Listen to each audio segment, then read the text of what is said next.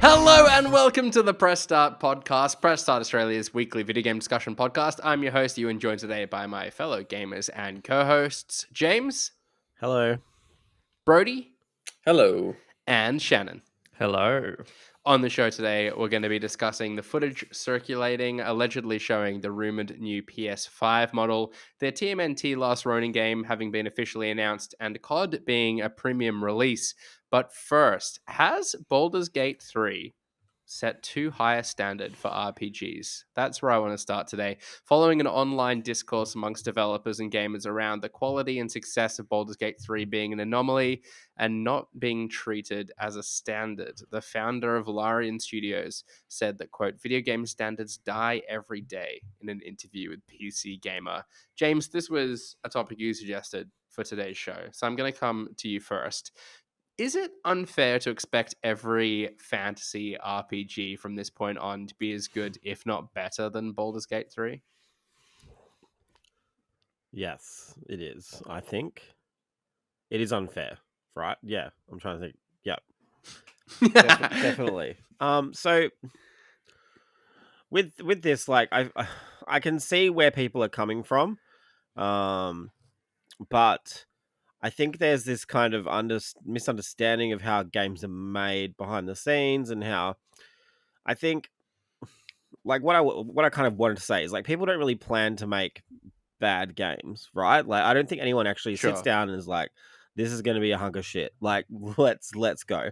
Like, Maybe the people that like make those obviously- games just to peddle platinum trophies and stuff, they're like, we don't care what this game is. We yeah, just care yeah, that like it has those a platinum. people, sure. But I'm talking about, like, like a lot of AAA games. I would argue they just want to make a good game that will Sure. make them money. And I just think, and going back to, like, making the money aspect of it all, like, I think a lot of games will ship, because a lot of people are talking about Baldur's Gate, and I see a lot of rhetoric around online already that's like, why can't other devs do this?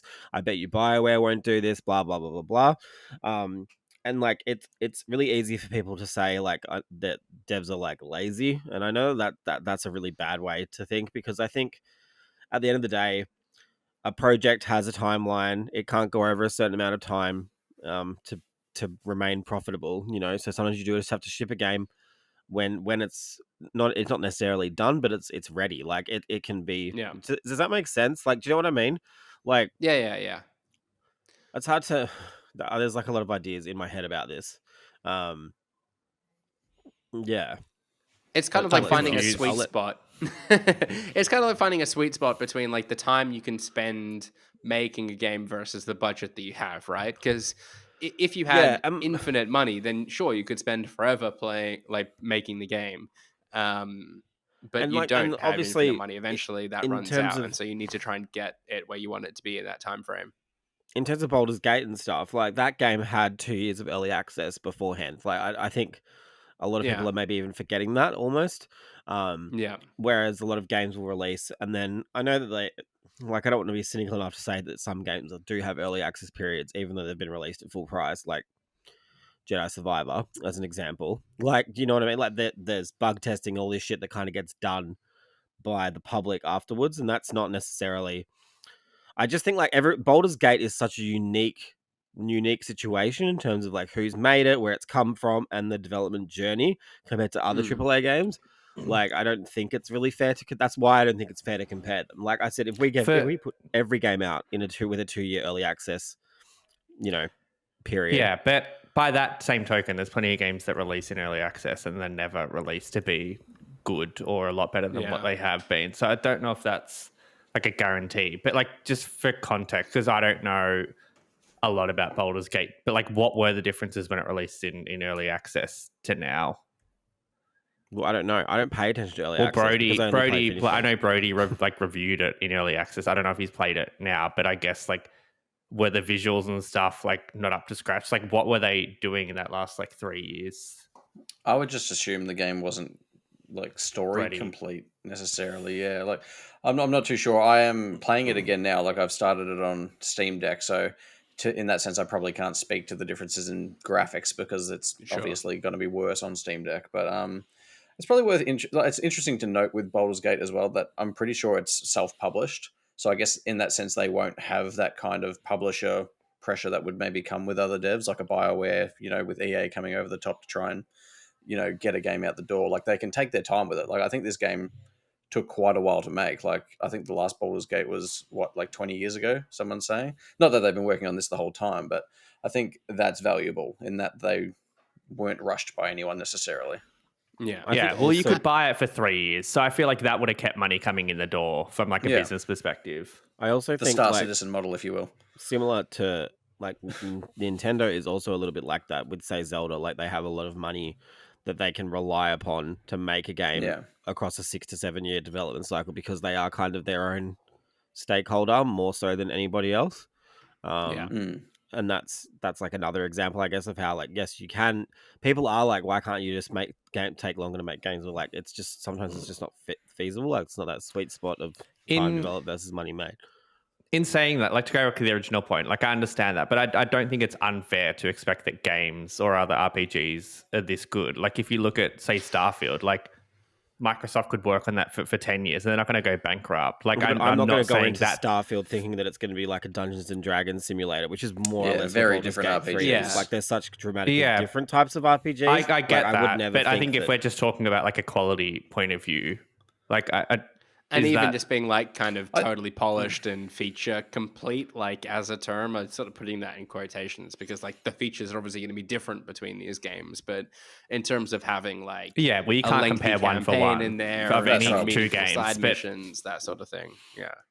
Like, we can't say Starfield won't be feature complete because it doesn't have for sure things that Baldur's Gate has. But I think to a degree, Baldur's Gate being as popular as it is a bit of an anomaly because these CRPGs don't necessarily tend to do this well. Like, I think the last one that really grabbed the public would have been their attention would probably have been Disco Elysium, maybe. Oh yeah, that game was really popular. So I think it is a bit of an anomaly, and I think I was talking to Shannon about this earlier in the week, and I think like Starfield, for an example, that definitely has a lot more mainstream appeal. Like, I think more people will play Starfield because it is more mainstream and accessible. Because this game still is very niche for what it is. Like, it's gonna, it takes a bit of applying yourself, I guess, to like really get into what this game is all about. I kind of a few hours in now, like replaying it again, and I'm replaying things that I've already played, obviously, but. Yeah, it's to throw a different, it's a thing, like a different perspective around it, because I remember when The Witcher 3 came out, sort of saying like this sets a new standard for like fantasy RPGs, kind of in the same sort of genre. But in hindsight, those may not have been a fair thing to say, because in my mind, it was probably like the best kind of fantasy RPG at that time. So really, maybe the standard or like the benchmark like isn't a fair term to use. Really, it's a gold standard. It's like, if you want to be the best game in this genre, like this is the game to beat. I wonder if perhaps we need to think about Baldur's Gate 3 in the same capacity. I don't know. I think there's different aspects of all of these games that are good. Like, I feel like to me, The Witcher's like crowning achievement, like as somebody who engaged with it, but not as much as everybody else has, is like side content was almost as good as main content, and the world and world building was really good. But obviously that was based on a novel and stuff. But that was still a better, I guess, overall like world, and you kind of wanted to do all the side shit than opposed to, say, the last big game before that to come out, which was Dragon Age Inquisition. Which, like, obviously at the time, that won Game of the Year back in the day. But like, when you think about that game now, like, it's almost wild to think that game would be considered Game of the Year. There was so much cool stuff about it, but it was all very, very samey and so much side content that was just like repetitive. So that's a good point though. Like, no one's going back to 10 years and thinking about this game versus this game. Like, it is very much about like what's happening around the game's release, like what else has come out in the last year. Like, if there hasn't been a game like this in 5 years to this standard, like obviously it's going to be looked at differently to if 5 of these types of games came out in the last 6 months. Like, do you know what I mean? So there's a lot more to it. I think like the founder is correct in saying that standards die every day. Like the line continually shifts, and it needs to. Like, that's what progress looks like. Like, if that line didn't shift, then we probably would be going about this all wrong. I kind of think with Baldur's Gate, like it is obviously it is a really good adaptation of like the D&D world. and it's almost, I would argue it's kind of breaking new ground in that it's kind of got a lot of more people into it than say would have ever I feel like not many people were talking about or playing Divinity compared to say this game, which basically is almost like Divinity 3. So that to me is like an achievement in itself. Like, and I feel like it somehow has, even though it's not necessarily the most mainstream friendly game, it has kind of brought those concepts and those worlds and stuff to the mainstream. But then I recognize, like, I would hope that people who are, playing this game recognize that, say, like, they go and play another, like, Dragon Age 4 or something, and it's not going to be like that. Like, that's going to be a different type of RPG. And I think that also might be where, like, say, this kind of sentiment that people are, like, worried about Baldur's Gate is coming from. Like, a lot of people don't understand that there is so much different with all these games behind the scenes or under And the I think hood. those differences ought to be celebrated too, right? Like, we don't want every fancy RPG here on out to be like a carbon copy of Baldur's Gate 3 or some sort of cookie cutter formula is never going to be right. We want to see some variance. We want to see people experiment and like maybe get things wrong, but try and push the genre in new directions again. So yeah, I think that's to be celebrated. It also just like doesn't mean a whole heap. Like, it's got a 97 on OpenCritic, but a lot of people would play this and not make it through an hour or two. So it doesn't mean it's like universally great. I think it's still for a specific audience, like more so than a lot of RPGs as well. And there's been a lot of focus on the Metacritic score, I think, being higher than that of Tears of the Kingdom. But the amount of reviews that have been submitted to the game differs greatly, obviously. So be interested to see how that nets out over time. Yeah, James, you made the earlier point before that you don't think players kind of understand the complexities of game development and what might all be involved in it. Like, Brody, to come back at you, do you think there is a broader disconnect between the expectations of players and the game development community, and how wide is that gap? I think there can be. I think it really depends on the developer. Like, a lot of, I guess, teams can be very transparent about, the games and how they're made and all that sort of stuff. And I don't think anyone would expect that a game like this, or any RPG or any game, in fact, would be really easy to make. So, look, I think your average Joe rolling down to EB and picking up Call of Duty, like, he might not think about it, and it just might be, it's not something they consider. Obviously, we're probably a little bit more closer to it, and we probably appreciate it to a degree, but even still, like, we're all very oblivious to the actual ins and outs of it. So, look, there probably is, but I think that's getting better over time with, like I said, like community managers and stuff like that being more transparent with development cycles and stuff. Yeah. No, totally agree. All right, well, to change tact, a video surfaced this week allegedly revealing a new PS5 model out in the wild. The video seemingly corroborates rumors that Sony is planning to release a new model of the PS5 that unifies both current designs into a single disk drive-free body with the option to attach a separate USB-C disk drive for those still wanting to keep a physical library. Admittedly, looking at the footage, Shannon, I'm a little unsure how like the detachable disk drive element works. It looked like from the plastic molding it was there. So how, I don't know, what was your read on the footage, and can you explain how you think that might work? Yeah, so from what I've seen, and again, this is like 1/8 second video that came from an Australian, apparently, which makes no sense to me. The faceplates that we know now will be split at 4, and the reason for that is because if you think of the PS5 and sort of where it humps out at the disk drive, that part will pull off. The disk drive will be under that, or part of that faceplate, I guess, and then I think it'll connect at the back. So I guess if you think of the faceplate and how they come off, the disk drive would be a part of that, and that'd be how you get that. That new PS5 that sort of has a disk drive or it doesn't, I guess. Right, okay. So would it be kind of like housed underneath, do you think? Or is it like a whole like chunk of the console that slides off and then slides back in?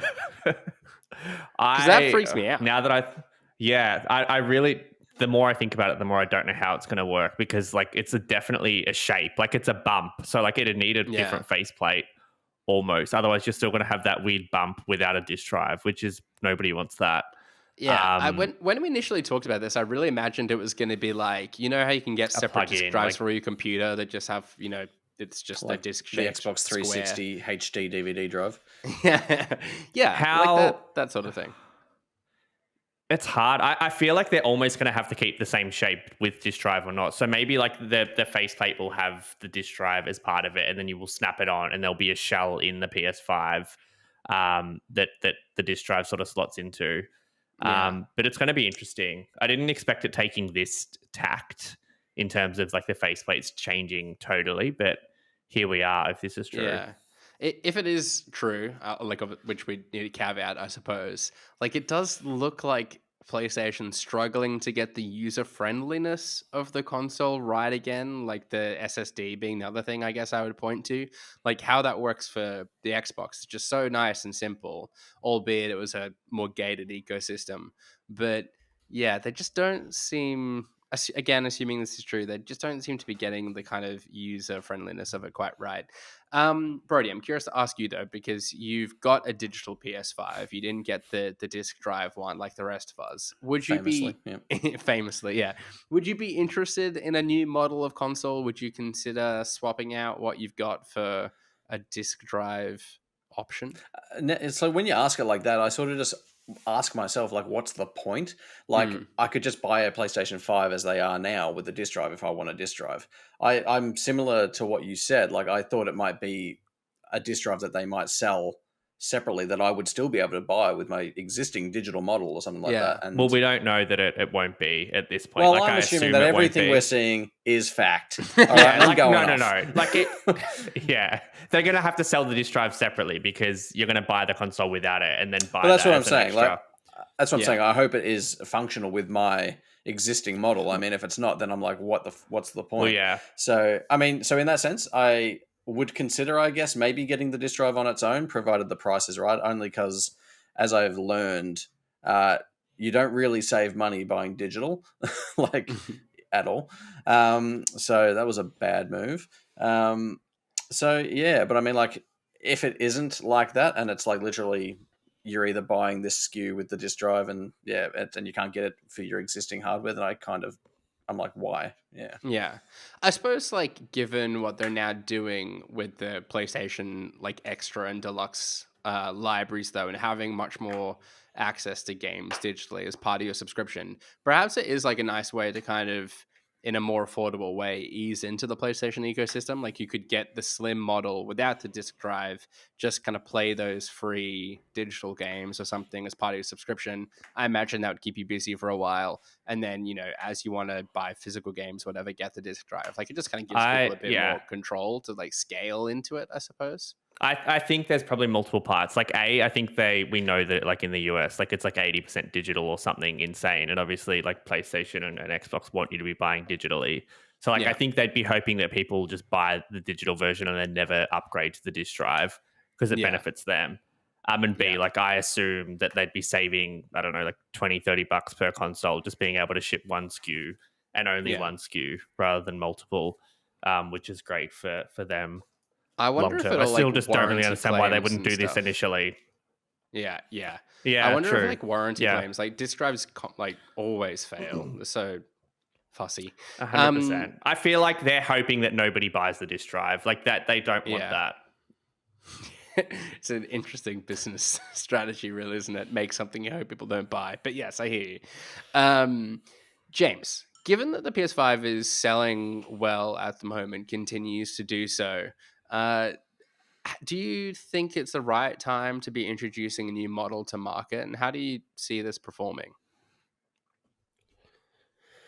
I don't know. I think it'll be fine. I think people will still buy it, and if there's trade deals and stuff, people will trade up easily, like no questions asked. Sure. Because the PS5 is really fucking big and ugly. Like the Slim does look a bit nicer. Yeah, like I mean, is it like right? I don't really know. I don't remember when the first Slim was introduced for like the last consoles and stuff. I am surprised. Like there seem to be, you know, so much struggles with getting the originals out. So introducing new SKUs seems a bit weird. But yeah, like I mean, yeah, I'm assuming this is also behind the scenes for them. They also save a lot more money by making them this way or something too. So, you know, greater margin for them.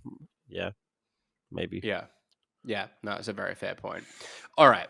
let's talk about some games rather than this hardware, and talk about TMNT, The Last Ronin, officially being announced. After word of its existence first appeared way back in March this year, THQ Nordic has finally officially announced the game developed by Black Forest Games, based on one of the franchise's more dark and gritty comic runs. Not a comic book run I've read. Have any of you read the Last Ronin run? No. It's been described as a third-person action role-playing game inspired by God of War. Brody, I'll come to you first. Given it's real and we now know more, are you excited for this game? Like, on paper, we've not read the comics as we've just ascertained, but on paper, does it sound like the kind of game that would appeal to you? Yeah, I was actually in a QBD the other day, which is a bookshop in Melbourne. I don't know if they're everywhere, but nevertheless. And I Yeah. was looking in the comic section. And do you have QBD in Perth, James? We do. Yeah. I Excellent. think there's like What's a one big on what's its a last what's legs, a big but M it's called here. over there again? What's a big M what? called? What do you mean? Oh, Masters. Masters. Fucking Milk. weird. Masters milk. It's made here. Like, It's a that's different part of the world. Really, Yeah, it's so anyway. different. Yeah. Anyway, I was in a QBD and I actually saw The Last Ronin and I was very tempted to buy it, but I did abstain. I'm very interested. Like, I'm a very big fan of dark, gritty sort of storylines. Like, I could see this being like Logan for the Ninja Turtles, which would be really cool. But Yeah. like I'm keen for it on paper, but I don't have a lot of faith that it's going to deliver on the promise of being a God of War like especially coming from, no disrespect, but the people who remastered Destroy All Humans. Like, they might have been good, but yeah, I don't know. Jury's out, I think.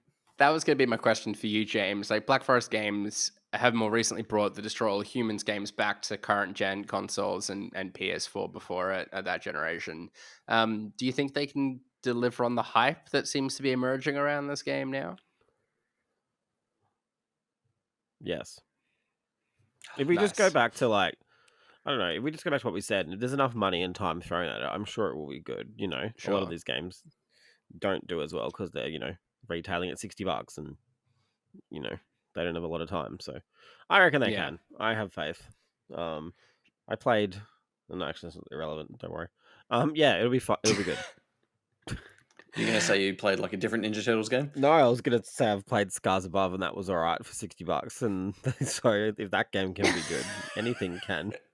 That's optimism. Yeah, I do sort of get the feeling though that this is like THQ. No, that's probably not a fair assessment, but it does sort of feel like they're getting a little bit of momentum behind them now. I guess Biomutant is another game that's kind of come out earlier in the last like 12 months. It didn't set. I see your faces. It didn't set the world on fire. They're definitely but it was like the 6.5 out of 10 developer. Consistent, I reckon. If you want a mid SpongeBob game, you know where to come. Yeah, exactly. I feel like all they were doing for a long time is just re-releasing games that were kind of in this back catalog of properties that they had access to. Where I feel like now they're kind of hitting their stride a bit more and releasing more ambitious kind of IPs and stuff. They're still tapping into the catalog they have, but doing some original things. Shannon, I was going to ask you, how are you feeling about THQ Nordic nowadays? But I feel like you've just summarized your thoughts pretty well there. they're bringing like all these licensed games that were like huge in the PS1, PS2, 64 days. Like South Park, I didn't expect we'd see another one of those in a different light. And yeah, I don't know how relevant like South Cosmic Park is Shake these days, was but like it a looks cool. fun like reimagining of a quite classic. And the 64 South Park game I remember being really fun as like a license. I think it was a platformer. So this looks cool. Like, I think these games have a place, and like just because of the brand alone, like they're always going to sell. But like Brody said, like saying that God of War is your inspiration, like that obviously comes, comes with a certain expectation, which we've just spoken and decided isn't fair based on Baldur's Gate 3. So is that what we decided? I don't know what we decided in that chat, but I think they're doing okay. I don't know if they're like really doing as good as they should be with what they've acquired and like how many studios and people they have. But yeah, it takes time. Yeah, I can't imagine their profits are like kind of where they would want them to be at this stage, but You're right. It takes time. Speaking of profits and making money, let's talk about Activision some more. As a spokesperson confirmed, Modern Warfare 3 is quote a premium release priced accordingly at $70 USD after an earlier Bloomberg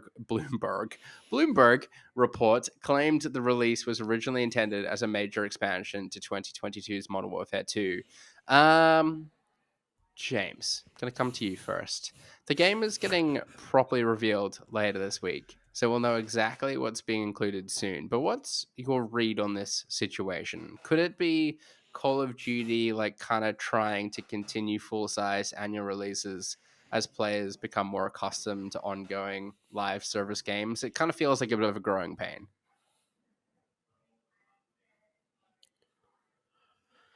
My question for you, Ewan. He's spinning it back. Yeah, He's spinning it back. Yeah. I'm flipping the script. Hit me. Why do we think this is any different to any other COD? Like, why is it because the rumor was Because of that one thing. Yeah. one rumor? Mm. Yeah, I don't know. I think this will be the same as every other COD. There's going to be like a 6-hour campaign that Brody's going to like. There's going to be multiplayer that everyone's going to decide the last game was better than the one that they've got now.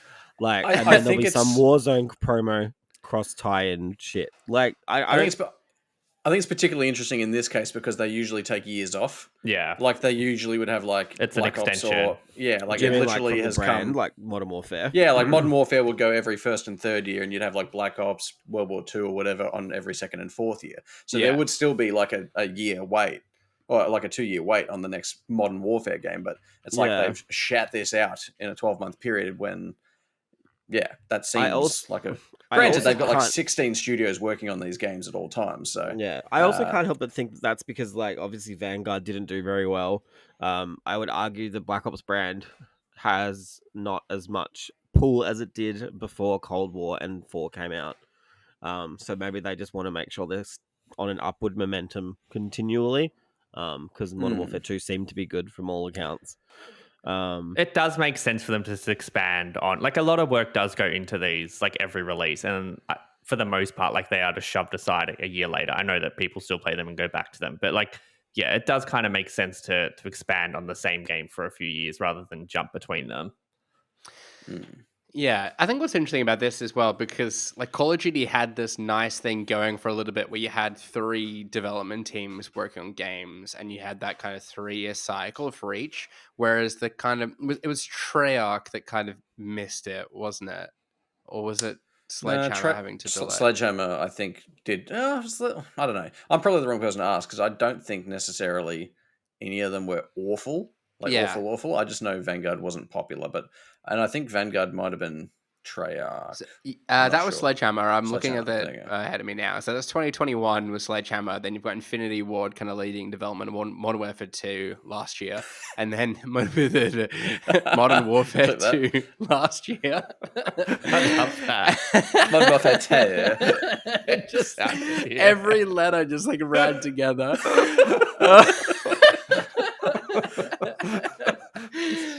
Then we've got his brain had never seen the words 3 before. coming out this year. We've got that coming out this year with Sledgehammer leading development. So anyhow, what I'm saying, like the rhythm of things that was so nice is kind of being disrupted. And I think it does leave some question marks around how they continue to deal with this problem. And kind of like, it's just, I physically don't get how it's going to be like,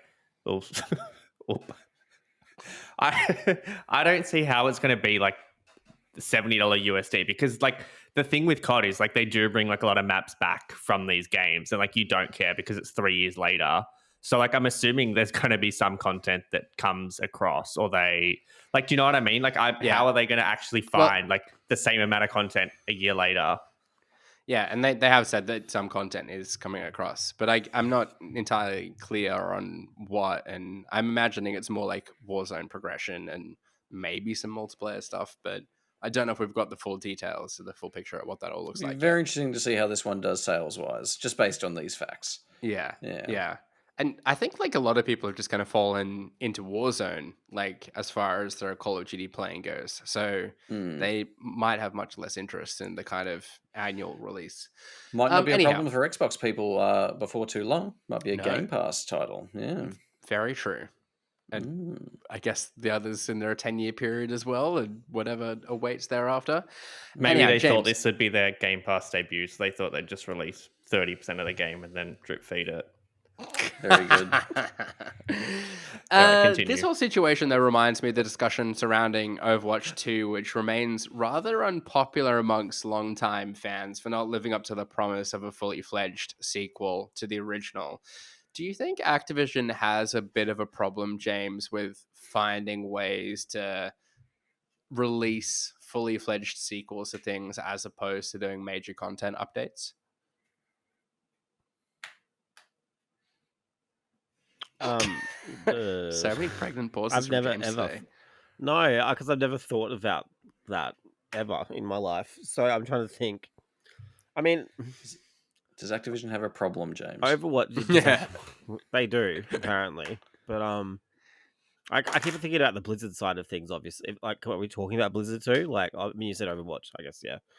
Yes. I Sorry, mean, Diablo Activision 4, Blizzard. Yeah. like, but I know that season 1 was like a colossal fuck up. Like, but before Yeah. that, like Diablo 4, everyone loved it. Like that game came out and followed up with 3, and I would argue probably had a warmer reception than 3 did. It's just the service. This is the thing, right? Like, everyone just needs to stop trying to get a piece of this like games as a service pie. Like, they can't. I just feel like everyone fumbles doing that, you know, like, and it just the game eventually suffers. And now I feel like nobody's talking about Diablo now. I feel Like, and Diablo I might be a bit of a different situation. Like Diablo 4 is, I would say, is far and away very much like a new game as opposed to Diablo 3. Like there was not an element of continuation there. Whereas like with the Overwatch example, it's kind of like blurring this line between like an ongoing games as a service thing and a more kind of traditional like I kind of had like sequel franchise. I have respect for what Overwatch did in a way, because I feel like at the same, like, you don't want to have everyone playing Overwatch 1 and Overwatch 2. You kind of want to get everyone into Overwatch 2 and then get that audience, like, you know, growing and engaging and buying and shit. So like, I get why they did what they did there. But then obviously, I guess they just didn't the way they justified it was all of this new content was coming and that could only be done in Overwatch 2, blah, blah, blah. But then all that stuff gets cancelled at the end of the day anyway. So it's like, well, what the fuck have you been doing? Like for this many years, you know? Like, I can kind of put aside the fact the game looks exactly the same, if it's doing something different, like from a gameplay perspective. But then I jumped into Overwatch like 2 weeks ago. It's the same as when I played it. Like, not obviously there's more heroes and stuff, but do you know what I mean? Like, visually and mechanically, like, it plays the same. There's not like a lot changing there, and because I know that they've also, they reckon they're fine, Ewan. I don't know. I saw that there was an interview today or yesterday or earlier in the week where they were like, they said that we don't care that like our numbers are dipping in and out. Like, that's what happens with free to play games. But then I look at other games like, say, Apex and League of Legends and stuff, and they seem to have a very steady, if not as erratic a momentum as Overwatch has. I think the problem is you just have to treat your audiences like with a little bit of respect, and don't like try and I feel like they kind of tried to spoon feed everyone about what Overwatch 2 was and why it was what it was, and then like all of the smoke and mirrors like kind of fell away, and it's like, oh, that's it, you know? So to answer your question, going back, does Activision have a problem? I think it's just a bigger problem. Like, I feel like at the end of the day, I'm very interested to see how Sony goes with trying to have a piece of this pie as well. Like, I don't see it going well, because everyone's already has got their, like, you know, their daily and their weekly obligations for other games. Like, pulling people away from those is so hard, you know? Yeah, I think it's probably worth noting, as you pointed out, Overwatch 2 free to play, so maybe a bit of a different sort of kettle of fish. But yeah, as far as kind of like a fully fledged sequel go, I don't feel like it quite lived up to that based on the reaction to it. And you would hope with a price tag of $70 USD attached to Modern Warfare 3, you'd hope it'd be that kind of step up and that value add that the price tag bears with it. To throw a random question in the mix that I won't have briefed you at all for, Brody, but like Destiny 2, is there any kind of overlap there versus this conversation, or you think that was an example of it done well? It's like you're building on a games as a service title with a fully fledged sequel. Did it kind of set a standard for how to do that?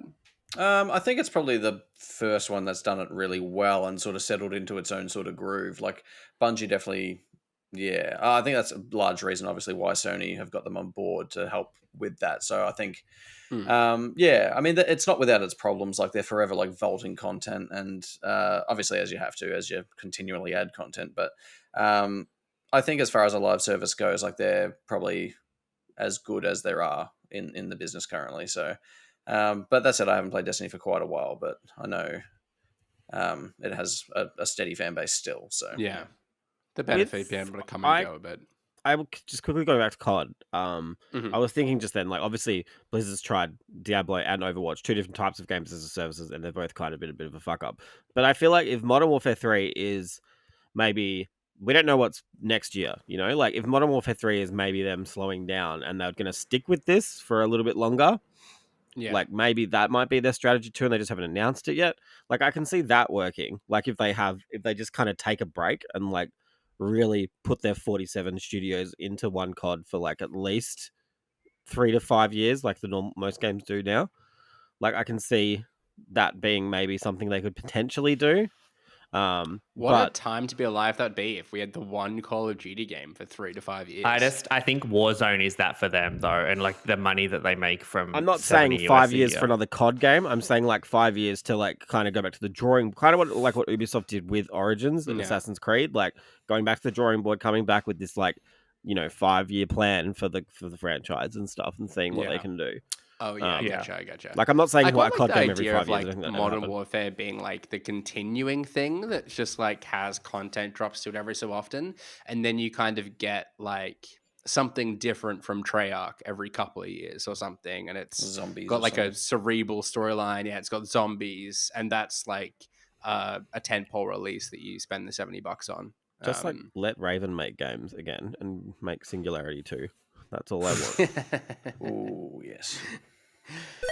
All right, let's wrap up then. And before we do, fire a rapid fire question at you all. And that is Assassin's Creed Mirage has gone gold, and its release date moved forward a week to October 5th. It was coming out October 12th. It's now coming out a week earlier on October 5th. So a two-pronged rapid-fire question for you all. A, do you intend to play Mirage? And B, out of 10, how would you rate the likelihood of you being able to play all the games you want to play this year? I feel like we're kind of hitting that stride now of like insane end-of-year releases. I want to assess your anxiety levels. So Shannon, A, are you playing Mirage? B, out of 10, you're likely to playing everything you want to play this year?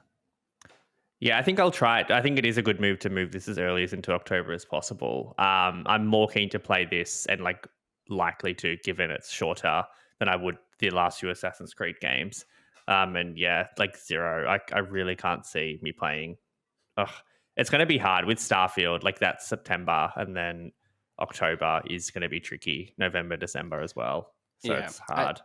I think for me, given the new release date, Mirage is probably still on the chopping block. It also falls in a time where I'm going to be away, which is going to be hard. And when I come back, I'm going to want to play Alan Wake 2, and I'm planning to play the original before I go. So again, out of everything I want to play, I might give myself a 2. Maybe there's an off chance, but very low. Yourself, Brody? Look, I'd like to say I'll play Mirage, but I probably won't have the time in the end. And like I'm already so far behind in trying to play everything I want to play. Like I only started Dave the Diver the other day, and I still want to keep playing that a lot. And Baldur's Gate has now got me by the balls. So, look, probably 1. Which character in Baldur's Gate has you by the balls? I hear that's a large part of the reason why you play the game. The sassy British man that you run into, Astarion. He can have him. James, same question to you. Are you going to play Mirage? your likelihood of playing everything you want to play? I will play Mirage. I can't see myself not playing it. I have played all of them so far, and Mirage seems to be doing everything I kind of want from Assassin's Creed now. Like, I liked Valhalla, Yeah.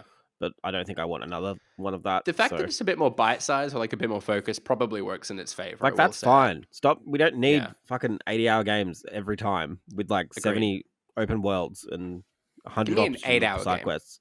Yes, like Scars Above. Perth. No. Yeah. I don't even like that game. I don't know why I'm trying to shill for it. What was your second question? Will Out I of play? 10, how do you rate your likelihood of being able to play all that you want to play this year? I reckon James is 9. going to be above 5 here. Yeah. I was going to say, Yeah. he don't miss. Yeah, James is really good at getting through everything. I just have nothing else in my life, so that's all it is. Like, please don't think it's impressive or inspiring. I literally just don't do anything else. I have friends and I see them sometimes, but overall, it's just video games. Yeah, because like Star Wars was my last one that I kind of missed, so I was worried I wasn't going to get that, and I finished that the other day. Now Baldur's Gate's popped up, so maybe that's going to be. I don't know. I'm trying to think where I'll slot that in. You know what would be a fun like bonus podcast episode if you're up for it, James? A one-on-one Star Wars spoiler cast. Me try to sell you on the story because I don't feel like it gelled enough with you. Yeah, nah, it didn't. But I don't know if a one-on-one chat with you is going to fix anything. But Star Wars or otherwise. you can try. Yeah. Nah, you wouldn't make me feel better about myself all the time. But overall, like, No. Anyway, let's not All get right. too soft. Let's move on. We were talking about skincare the other day. It's true. Yes, we were. Very important. James is going to need to give me some pointers. Apparently, my skin's glowing. not very good. No. He is I glowing. didn't even mean that. I don't know why I'm glowing today. I've had like no sleep. All But right. anyway, let's move on. I like how he concedes that he is glowing. He's like, I am glowing. I don't know why. What the Wiki is the Pressed Up podcast game show where the previous week's winner reads part of a Wikipedia page for an unknown game, and we, the contestants, must guess the game. A point is awarded for each correct guess, and the round ends after one person scores 2 points. Currently in first place, it is Brody with 22 points. Just behind is James with 20 points. Shannon is on 18. Myself and Kieran are tied on 17. Harry on 1, and James W. nil point. As last week's winner, James is in the hosting chair today. Take it away, James. I am. We have a guest curator this week, Ooh. just so everyone knows. Wow. A fan of the show, Samantha. No Hello, one knows who Samantha. she is, but she's very keen to have her games read out, so I offered to do it. So here we are. The first one isn't hers though, so just a heads up. We've got a curated list. They She did gave me not 3. suggest the first one. Yeah, I suggested that she not update her LinkedIn just yet. But anyway, are we ready? Sure. Yes. The game is primarily a third-person shooter with the player taking on the role of the main character. The game is played across 14 main levels, but includes 4 bonus levels, which can be unlocked throughout. The player has mission objectives that must be carried out before proceeding to the next level. Could be anything at this stage. Thanks, Samantha. Yeah, no, This this is isn't not her. See, you weren't even listening. She deserves better. This is so ridiculous. The game includes several driving levels in which the player takes control of various armed vehicles and must evade enemies, using weapons such as a machine gun and rockets. Speedboats and the main character's car... Yes, Brody? Nah. No. I'll come back. Speedboats and the main character's car are among the armed vehicles used by the player. Jetpacks equipped with machine guns and rockets are also used throughout the game. Jesus. On foot, the playable character That's not my can guess. jump across certain designated ledges. He can use his usual pistol in addition to other weapons, such as shotguns, assault rifles, sniper rifles, bazookas, and grenades. He can also engage in hand-to-hand combat with enemies. Points can be collected throughout the game by killing enemies in specific ways or by collecting schematics hidden in each level. The game is notable in that it is the only video game to use Sean Connery's younger likeness as the main character and the Shannon, first to... I don't. Shannon? GoldenEye. No. 007. No Time to Die. Brody? That's like, I don't think I've ever heard a more incorrect answer than that. That's I think the I've only played this answer I've game That's ever actually through. produced, impressive. like You should random almost get James the Bond point. Thank you. I'll references. take it. Brody? Like Is Brody it getting would be 007? boring. Is it 007 from Russia with Love? It is Brody. Well done. Congratulations. Well done, Brody. Thank you, Samantha. That Yeah, wasn't that was Again, James that's planting better. a point for you because the other one are probably like Ape Escape. Well, one, to two, why and be would three. James- honest, Why would James want me to get points? Because so true. first of all, I don't pick based on any of that shit. Second of all, when I wrote this one, I thought Shannon will get this because he like knows media and shit. Like, That's That's what you his think. vibe. Knows media and shit. yeah. Okay. Anyway, let's I go. was No one close. respects Everyone. the sanctity of what the wiki. No like time to James, die, he and I says. respect that. Yeah. No time. Yeah. Anyway, there's not been even a game since No Time to Go. Anyway, No time to score points. just The go. game- Let's yeah. go. No Time All to right, Win. let's get into Samantha's games. Yeah, Samantha's Yes. had her She dream just- ruined. yeah. I feel. Yeah. Shut By- on, if you will. Okay, fucking shut up then. Okay. The game is a racing video game in which two players race in a vehicle against other two-player teams in over Ewan. 16 different... Yes, Ewan? Is this Crash Tag Team Racing? It's not Ewan, sorry. Shannon. Okay, if you're going to do that, I'm going to No, disqualify you. you need to go with me or Brady will win. Okay, go. I actually don't know. Well, you said your name, Okay, so me. I'm not going Is to... it me? Mario Kart. Double dash. How many exclamation marks? 2. Yep, perfect. Amazing. Double well points. done. Yeah. Yeah. I feel like nothing has ever reflected on me poorly. I would more like to poorly hear the playback than- on that. I reckon I got in first, but we'll see. Potentially. Than You never guessing would have got Crash that. Tag Team absolutely would've. Racing before Mario Kart game. Look, if we went with Samantha's questions on only Samantha's games only, I might have had a clean sweep here, but the dream's over. Sounds like it's all Nintendo games from Samantha, but let's go on. Let's go. Yeah. Let's Game do of it. The game is the third console spin-off of its series and was released for the Wii, DS, PlayStation 2, and PlayStation Portable, Brody. It is also available on mobile phones. And Nokia offered a version of their game on the Ovi store. It was the final game to be released in the series for both PS2 and PS Portable. The game begins on a boat after the player creates a crew of characters. The crew can consist of 1 to 6 characters, and after the crew's creation, a slideshow starts of some mobile phone pictures that are taken showing the trip, and also showing the storm that wrecks the ship. This is written really weirdly. The player's starting character wakes up on First Beach on Shipwreck Island. The character finds books detailing the goals they must follow to survive on the islands and escape. Does anyone know? Did you say Nokia? Yeah. It's also on Nokia. Yeah. I can see it, Why can but you? I can't Well, name it. Yeah, well, I need a word. I don't take visual answers. Sorry. Can you draw it for me? Yeah. Additionally, unlike other games in the series, the characters do not progress in age. Their hair grows longer and can be cut, but the characters themselves do not get older. Very interesting Wow. fact. Yeah. I This is a great pick, want to play Sam. it. Additionally, the Wii, DS, and PS2 versions of the game do not feature Woohoo. For unknown reasons, the PSP version is the only version of the game to feature Woohoo, but only after marriage and specific requirements are met. Sure, Shannon. Shannon? No, it's The Sims something. The Sims 3. Woohoo Island. I don't know Sims games. I figured it was the Sims games too. I but don't think it is Woohoo. Ewan. I don't think The Sims is a Woohoo thing. The Sims Lost at Sea. Like, the concept is there. Conceptually, you're right, but it's not right. I'm just putting words to it.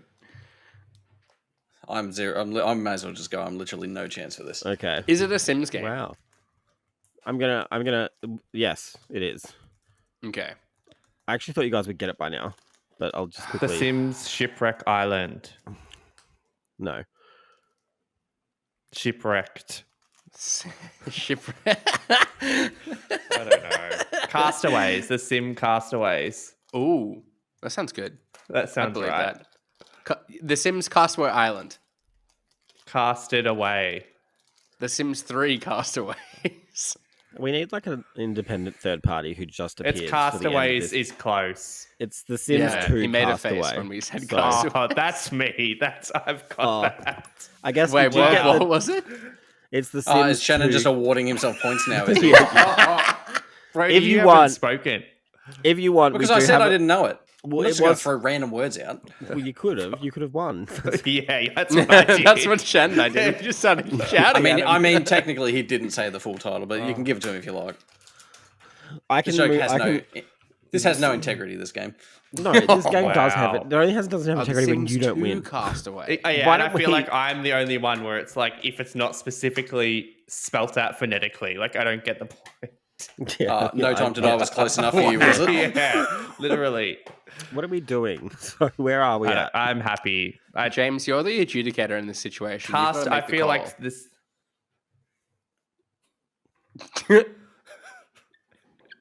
What would The Sam say? stress.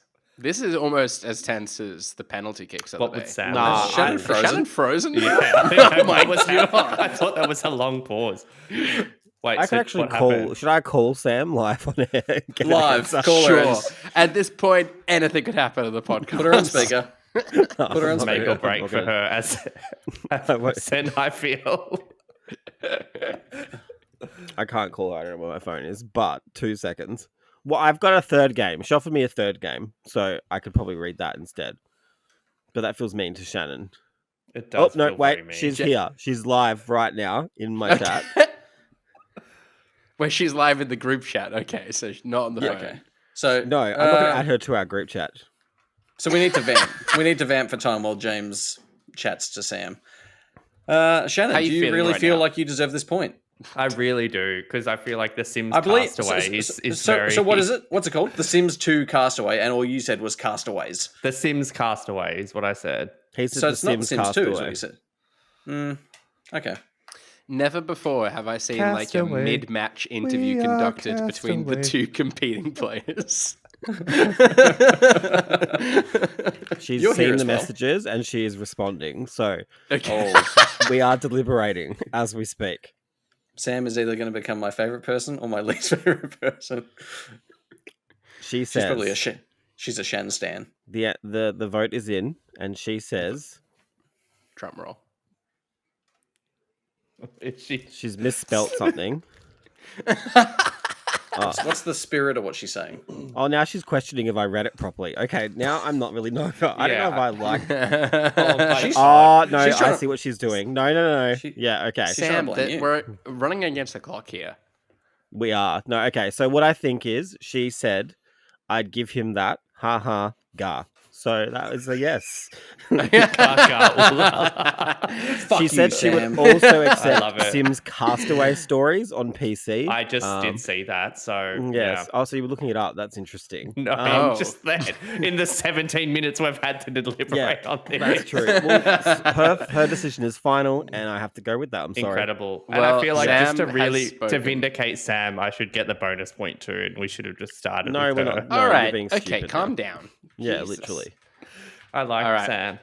Well, Sam has 2 for 2. spoken, and that means that Shannon has drawn level with James on 20 points. I Get don't Sam know. on Up next into week. second place. We can wanna put her talk on. to She Sam. wants. She asked me to be on it. I was like, I don't know. You're just like a person. I don't know how we can. Well, it couldn't have justify. gone worse. So You're just a person, you said to her. just a mere Who do you think mortal. we are. Like, do you know what I mean? With Like, that, let's bring an end to Anyway. what was this week's episode of the Press Start podcast. Subscribe to us on Listener or the podcast service of your choice. Follow us at press.au and visit the site at pressstart.com.au. We've been joined today by Shannon. Yes, you can follow me at Shannon Grixty on social. Sam, tweet me, DM me, so I can thank you personally for the beautiful games. she's you on. delivered. She's on Threads. She's on Threads. If you want Okay, to reach thread out me. and send your Thread me. send your thanks. Also joining us today was James. Yes, you can find me on X or Twitter at Jams ATJMZ, and that's about it. And last but not least, it was Brody. Thanks. You can follow me on most things at Brody_DG. And I've been your host, Ewan Roxburgh. You can follow me on Threads at Ewan_Roxburgh. Thanks again for tuning in. And until next time, happy gaming. Bye. Bye. Fuck you, Sam. Oh my God. Wow, Sam, all of them.